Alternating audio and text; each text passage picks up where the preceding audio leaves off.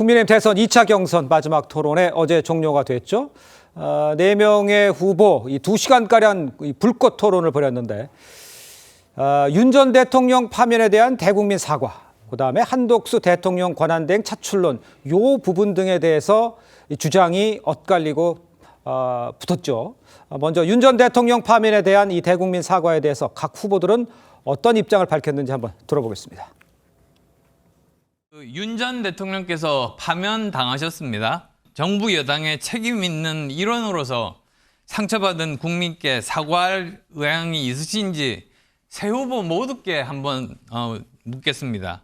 제가 최종 후보 되면 검토해 보겠습니다. 굉장히 복잡한 문제를 물으셨는데 윤석열 대통령의 이렇게 계엄을 하고 또 탄핵되어서 파면되고 하는 이 과정에 민주당의 줄탄핵 그리고 특검 또 예산의 전면 삭감 이런 많은 원인이 있습니다. 이런 부분에 대한 알겠습니다. 할 생각이 없으시다는 말씀이시고요. 없다는 게 아니라 그걸 보고 저는 12월 3일 밤 계엄을 저지한 이후부터 줄곧 반복해서 대단히 많은 숫자로 이미 사과를 했습니다. 이 자리에서 다시 드립니다. 국민들께 대단히 죄송하게 생각합니다. 자, 직접 보셨습니다만 안철수, 한동훈 후보의 경우는 이미 사과를 했다 이런 입장인 반면에 김문수, 홍준표 후보의 경우는 좀 신중한 입장을 좀 보이고 있는 겁니다. 그러니까 뭐 일반적으로 봤을 때는 당심을 보고 얘기하는 거 같고 또 민심을 보고 얘기하는 것 같아 보이는데 어떻게 보셨어요? 그 일단은 뭐 소신에 따른 차이죠. 예. 소신에 따른 차이인데 소신도 다소 좀 그 차이가 있어요. 같은 소신을 가지고 있더라도. 예. 예를 들어서 탄핵 찬성을 한 쪽에서는 그 홍준표 그러니까 안철수 후보는 탄핵 찬성 정도에 그치지만은 한동훈 후보는 아예 탄핵을 주도를 했죠. 그래서 그 당장 뭐 내란 자백이라는 이야기도 했고, 그렇죠. 그래서 그 온도가 조금 다릅니다. 그리고 탄핵에 반대한 쪽에서도 김문수 후보가 아무래도 더 강하게 반대를 했고, 네. 홍준표 후보는 그거 반대를 하긴 했지만 그것보다 약간 떨어지죠. 예. 이런 소신들이 결국은 본인들이 어떻게 보면 승부수예요. 승부수기 때문에 탄핵에 찬성을 한 그 후보들 입장에서는 이번부터는 50% 나뉘지 않습니까? 그렇죠. 그러니까 일반 국민 그 여론조사에 중도층도 많이 들어오고 하니까 네. 아마 일반 국민 여론조사에서 어떤 그 득표를 좀 하기 위한 그런 물론 본인의 소신이 그렇게 바탕이 돼 있으니까 하는 거예요.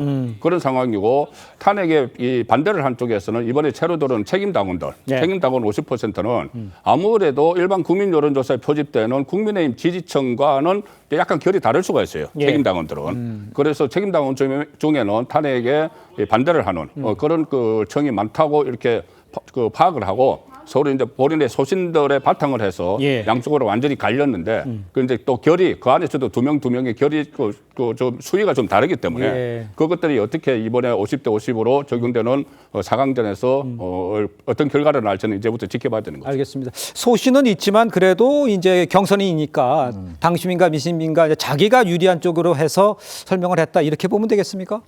득표 전략이라는 득표 전략이다. 것은 동의합니다. 네. 동의하는데 다른 사안 같은 경우야 이제 그 유권자들의 어떤 지지 성향이라든지 예. 여러 가지 살펴야 되겠습니다만 이건 탄핵 문제거든요. 이번 대선도 탄핵으로 치러지는 선거이고 이런데 예. 여기서 물론 이제 이게 출마자로서 말이죠. 후보자로서 당원 투표를 의식해야 되고 또 일반 여론조사도 의식해야 되니까 예. 좀 애매하게 발언한 것 같긴 해요. 그게 이제 홍준표 후보가 대표적이에요. 일단 검토해보겠다. 후보가 되면 검토하겠다.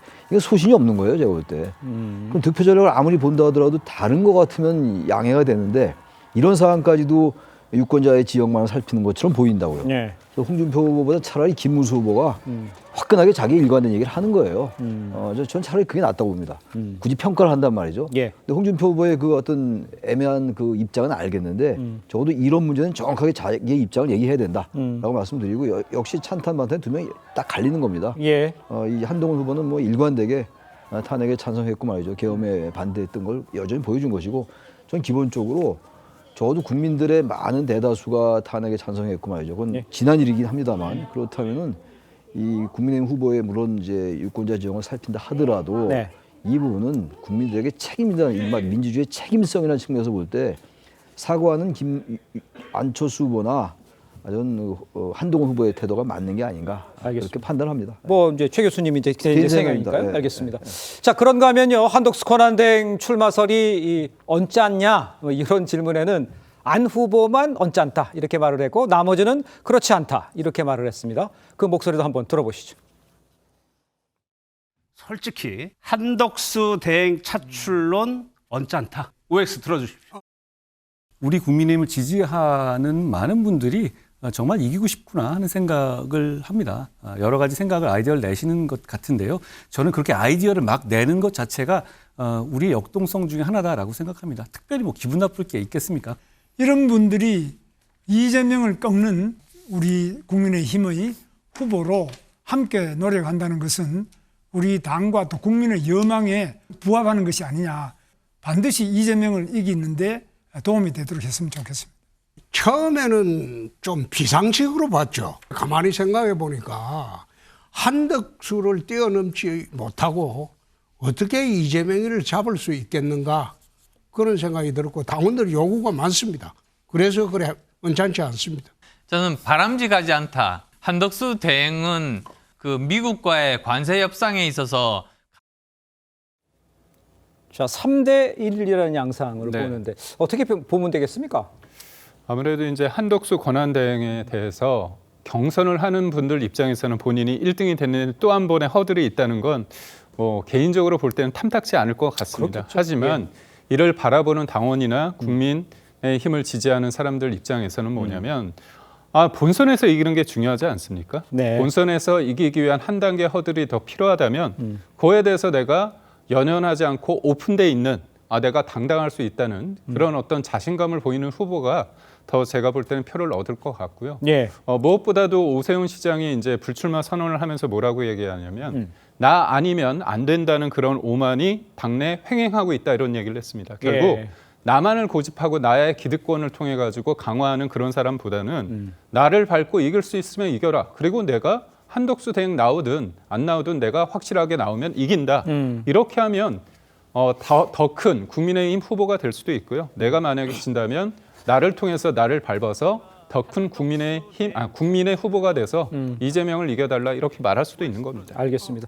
성추인 부의장께는 뭐 같은 질문이긴 합니다만 상대 당이긴 합니다만 3명 정도의 후보가 이제 결론적으로는 한덕수 후보와의 뭐 단일화 이런 쪽에 대해서 좀 긍정적으로 생각을 하고 있는 것 같다. 이렇게 되면 글쎄요 민주당에서는 좀 의식이 되고 등판이 되고 좀 위협을 느끼는 상황입니까? 아니면 전혀 관계가 없는 겁니까? 뭐 사실 나오실 것 같은데 위협은 안 됩니다. 네. 그리고 저는 국민의 후보 중에서 안철수 후보만 솔직하게 대답을 하고 있다고 느껴집니다. 네. 왜냐하면 지금 여러 명의 후보들이 지금 뭐 조별 토론도 하고 맞수 토론도 하고 다자 토론도 하면서 뭐 욕도 많이 먹고 또 상대방을 공격도 하면서 이 과정 일련의 과정들이 다 검증 과정이잖아요. 예. 그러니까 60일이라는 짧은 기간 동안 당내 후보를 결정하는 과정은 사실 한 2, 3주밖에 안 됩니다. 그 짧은 기간 동안 치열하게 검증 과정을 거치고 있는데 왜 한덕수 권한대행만 갑자기 마지막에 나타나서 한 일주일 정도도 안 되는 짧은 기간 동안만 결승전을 치러야 되느냐. 그거에 대한 불만이 엄청 많을 것이거든요.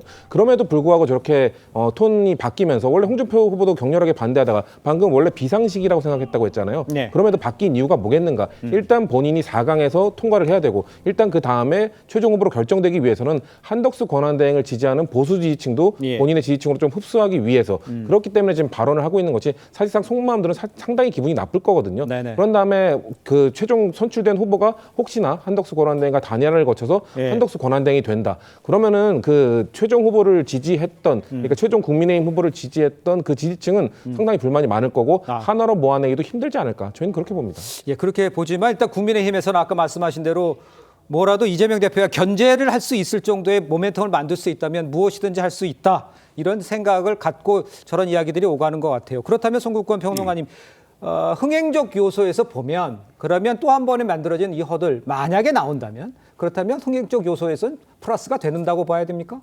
저는 플러스 되는 정도가 아니고 절대 필요하다고 봅니다. 그렇습니까? 네, 절대 필요한 것이 일단 국민의힘 후보들은 나중에 이제 경선에서 자기가 당선됐는데 또 한 번 더 뭐 경합을 해야 된다는 게 불만이 있겠죠. 예. 이제 평상시에는 그렇게 할 수 있지만 지금은 그 대통령 임기가 중단된 상태입니다. 중단된 상태면은 그리고 또 이재명 후보가 당선됐을 경우에 여러 가지 위험성들은 다 지금 같이 공유를 하고 있지 않습니까? 예. 그 상황이면 본인의 어떤 좀 불리함 이런 것을 충분히 극복을 할 수 있다고 봐요. 거예요. 과거에 그러면은 뭐 DJP 연합이나 아니면 노무현 정몽준 단이라도 각각 후보를 뽑혔었잖아요. 네네. 뽑혔었는데 그때 이해창 후보에 대해서 도저히 대적을 하는 게 벅차니까 따로따로 가서는 그래서 두 차례 같이 단일화 한 거지 않습니까? 네. 지금도 마찬가지로 이재명 후보를 대적하기 위해서는 그런 방식밖에 없다고 하고 또 어떤 대안이 없는 것도 아니고 한덕수라는 대안이 한쪽에서 등장을 하기 시작을 했기 때문에 예. 지금 국민의힘 후보들이 어느 정도 불이익이라고 생각을 하지만은 저는 꼭 그렇게 해야 된다고 보는 겁니다. 그리고 국민의힘 후보가 지금 치열하게 4강, 2강 하면서 그 후보가 한덕수 후보를 꺾을 수도 있어요. 그렇죠. 예, 꺾을 수도 있습니다. 예. 그러면은 한덕수 지지세를 또 가져가거든요. 그럼 그들에게도 또 다른 기회가 생기는 것이죠. 그리고 또 하나는 흥행 측면에서 말씀하신 대로 국민의힘 안에 이것은 마치 뭐 집안 잔치 비슷하게 이렇게 비칠 수가 있습니다. 국민의힘 예. 쪽에서는. 그렇죠. 그런데 지금 만약에 외부에서 중도 확장성이 있다고 평가를 받는 한덕수 대행과 다시 한번 결승전을 치른다면은 예. 그 흥행 측면에서도 저는 상당히 도움이 되기 때문에 꼭 필요한 절차라고 저는 봅니다.